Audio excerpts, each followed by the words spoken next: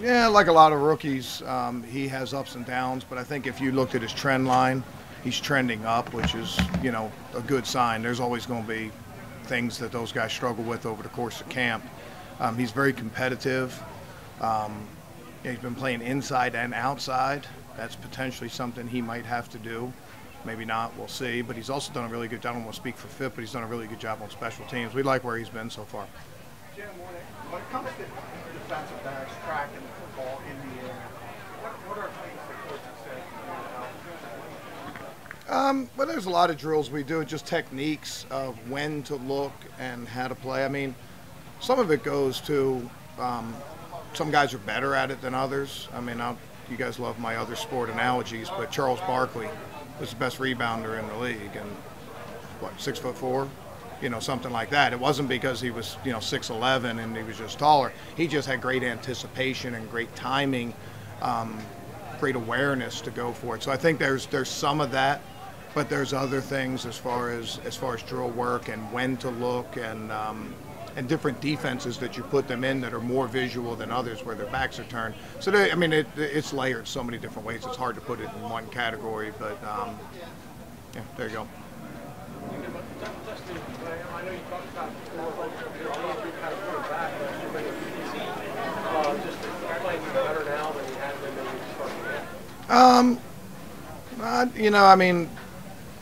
I think he's still working through some stuff too. I mean, it was tough injury for him last year, playing with the cast and things like that. And there's times, and I've had a lot of conversations with him, just like he's still I don't know if he's 100%, not from the injury, but just mentally of sticking his arm in there and things like that. So he's working through that. But Destiny's really he's been very solid when it comes to assignment, getting his job done. He's still probably a work in progress, just mentally coming back from the wrist, and that's such a big part of what those guys do. It's one thing to be healed; it's another thing to to mentally say I'm confident putting it in there, and we're still a little bit of a work in progress with that. Jim, Jalen knows what are some of the areas at this point in his career? He's obviously thinking about himself starting as a cornerback. You want to see at it and heading I think there's one of the biggest things with him is he's taken over such a leadership role for us. First year he was sort of finding his way a little bit. Last year he gained confidence over the course of the season. I think I've seen a big step from him in taking leadership. He's very vocal on the field, not just from a rah-rah standpoint, but very vocal in talking to his safeties and talking to his linebackers. He has complete understanding of what he's asked to do in all the defenses. And there you can see he's never had a problem showing his personality, but you can see that a little bit more because he's so chill when it comes to knowing exactly what to do and how to do it. And I think that's a big step for him. What's the value for you as a coordinator in defense overall, having the continuity and the safety that you have and the quality of safety that you have? Yeah, we put a lot on those guys, and they fill a lot of roles for us, not just matchup-wise, but scheme-wise, call-wise, tackling. We really rely on those guys a lot, and like a lot of positions, we have a lot of returning players, and you expect those guys to be at a certain level, and I think the safeties are no different. They fill a real important part of our defense.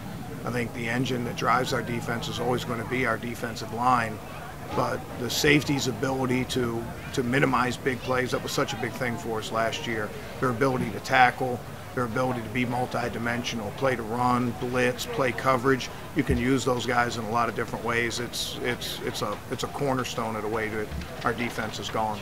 And you rolled a lot of your corners through the nickel in camp and in the spring. You prefer to keep the silver on the outside almost exclusively.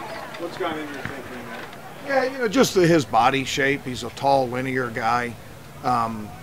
He's got a lot of strengths, but he's not as laterally quick side to side as some of those other guys. So that's one of the reasons we sort of left him in there, and that's no slight to him. It's just his skill set. He's got great length. He's got the ability to play the ball, even though he didn't do a great job of it on the one rep here today. But yeah, there's a couple guys that aren't rotating through there, and it's just more whether it's settle down second year, you know, don't spread them too thin, or it's just try to fit their skill set a little bit. And I think there's a little bit of both in those. We saw Sydney almost exclusively inside of the game. We're obviously deeper into this.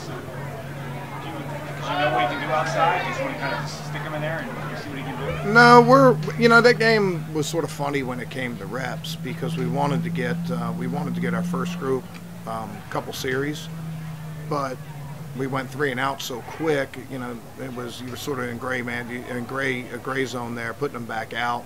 So you know, some of the stuff that we wanted to see just really didn't. I mean, some guys got more reps than we really wanted to get them. Some guys didn't get as many, just the way the drives played. You know, 15-play drive, that'll skew some reps too. You know, a little bit like we talked about Avante. Sid still had some ups and downs, both inside and outside, but he's trending up also. He's very assignment sound in there, and he can play both positions. And again, that's something maybe he has to do, maybe over the course of the year. You know, we had P. Rob last year who basically manned our nickel position, but there were some key moments in the season that he stepped outside and played. So all those guys, you know, that are in that rotation at the nickel, none of them are only in nickel. They all play outside too. What do you think about the way the new tackling guidelines were enforced in the first round of games? Yeah, you know, I think that what we've done is we've cataloged all the calls that were made, not just us, but across the league.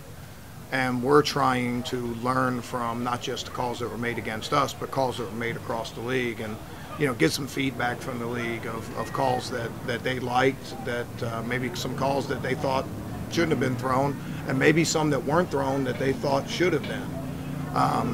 You know, it's going to be an adjustment period. But we had particularly one key play where we're off the field with no points, and we're a punt team coming on the field. We kept the drive alive. We kept that drive alive a couple times. Josh Sweat's hit on the quarterback had nothing to do with the new rule. That was just a hands to the face kind of thing. But Sidney's hit on the crosser, it's just something we have to learn from. And you know, there's a lot of teaching that goes into it. There's nothing better than live rep teaching, and also feedback from other teams. And when I say feedback from the film from other teams, we do a good job evaluating those. Well, looking at Sidney have done differently in that situation. I mean, he wrapped up below the waist. Just keep it up. Yeah, you just got to do a good job of not lowering your head and getting it out of there.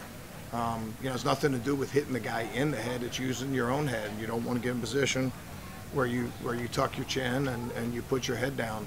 We need to stay out of that position as much as we can. It's always been a foul to target high. You know, I mean, that's not new in this new rule. If you you know, if you light a guy up in the head or shoulder area, that's a defenseless player. That was a foul last year.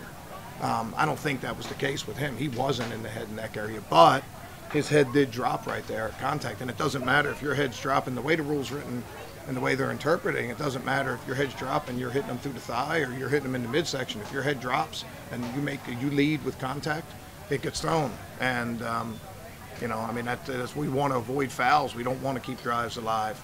You know, it's the difference, 7 points in that game. Two more, please. Jim, looking ahead to week 1 without Nigel, is it possible that you could, you know, have kind of Walker in the middle and you can move? Yeah, I think we're open to everything right now. You know, we spent a lot of games last year when Jordan went down of managing our linebacker position and using a lot of different guys in there, whether it was Michael Kendricks, whether it was Malcolm Jenkins or stuff like that. I wouldn't want to tip our hand at this point. Number one, just from a competitive standpoint, but number two, because you know we're only one game in, and there's still a long way to go, and you know who's going to be on our 53, who's going to be on our 46, what's our best combinations. Yeah, none of that stuff's been determined yet. Evaluation of Bruce Hector. Well, he showed when you show up and you make a play. That's been good. I think that a little bit like Avante, you guys can probably just press play on a couple of these. A lot of rookies have ups and downs, and the key is how are they trending?